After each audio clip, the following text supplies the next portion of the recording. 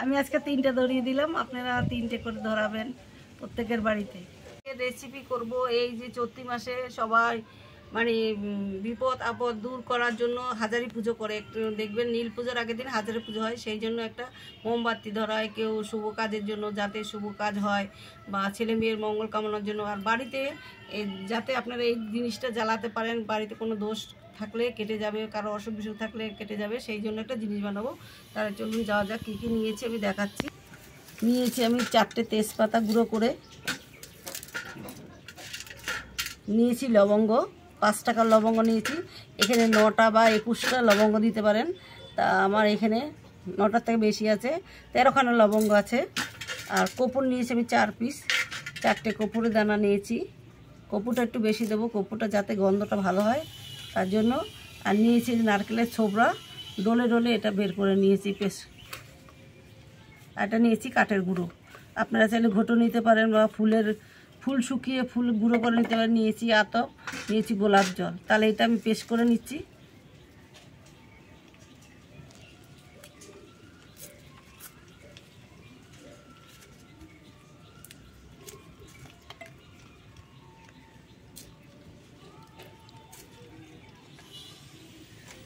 তাহলে আমার এটা পেস্ট করা হয়ে গেছে না। এবার এটা চেলেও নেওয়া যায় বা না চেলে নিলেও কোনো অসুবিধা নেই, চেলে নিলেও ভালো হবে, না চাললেও অসুবিধা নাই। চেলে নিলে উড়ে চলে যাচ্ছে, না চালাটাই ভালো। যাই হোক, তাও দেখিয়ে দিলাম। এই সুন্দর একটা কিন্তু গন্ধ বেরিয়েছে। এই যে আতপটা এটা দিয়ে দিলাম, এটা কিন্তু দোষ কাটবে। আমি একটা শুকনো লঙ্কা দিয়েছি, দেখাতে ভুলে গেছি, একটা শুকনো লঙ্কা দিয়েছি।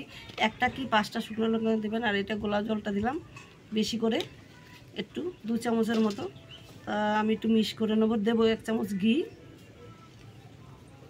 পুরো দেবো না, এইটুকু দেবো। এটাকে আমি একটু মিক্স করে নেবো। আমি পুরোটা মাখবো না, অল্প করে মাখবো। এত সুন্দর একটা গন্ধ বেরিয়েছে বন্ধুরা, কি বলবো। আপনারা অবশ্যই এইটা বানায়া এই নীল পূজার আগের দিনকে যে হাজারি পুজো হয়, অবশ্যই এটা জ্বালাবেন প্রত্যেক বাড়িতে, দেখবেন আপনাদের মঙ্গল হবেই হবে। অল্প করে জল দিয়ে আমি একটা ডুয়ের মতো করে নেব, শুকনো শুকনো করে মেখে। তো আমার এটা মাখা হয়ে গেছে, যে যেমন খুশি বানাতে পারেন। এটা আমি এইভাবে শেপ দিয়ে বানাবো, দিয়ে রোদে দিয়ে শুকিয়ে নেব 2 ঘন্টা।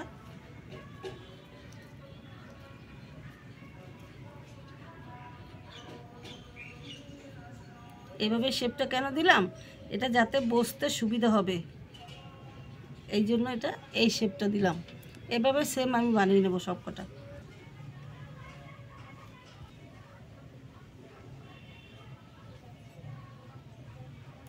তাহলে আমার সব কিন্তু কাঠের গুঁড়ো লাগে না। আমি 1 কাপ কাঠের গুঁড়ো নিয়েছিলাম, কাঠের গুঁড়োটা আমি অর্ধেকটা রেখে দিয়েছি। তাহলে আমি এবার রোদে দিয়ে দেবো, রোদে দেবো 2 ঘন্টার মতো রোদ দিয়ে শুকিয়ে আপনাদের জ্বালিয়ে দেখাবো কেমন হলো। অবশ্যই আপনারা হাজারি পুজোর দিনকে এইটা জ্বালাবেন।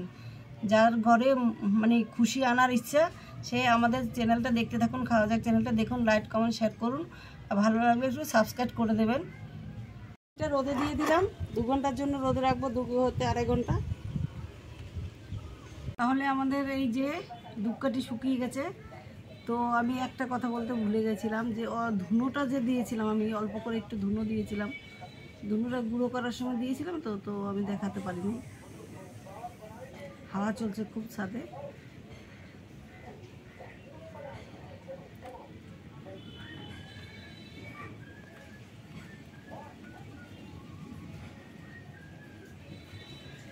হাওয়ার জন্য খুব হাওয়া হচ্ছে, দেখুন কি সুন্দর। এই যে দেখুন কি সুন্দর জ্বলছে, কিন্তু হাওয়ার জন্য জ্বালানো যাচ্ছে না, নিভে যাচ্ছে। যাই হোক,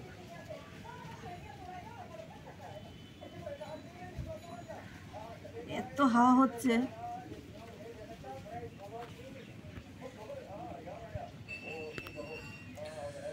দেখুন কি সুন্দর ধুয়ো হচ্ছে, আর এত সুন্দর লাগছে কি বলবো, কিন্তু ধরে নিভে যাচ্ছে, কারণটা এত হাওয়ায় রাখতে পারছি না।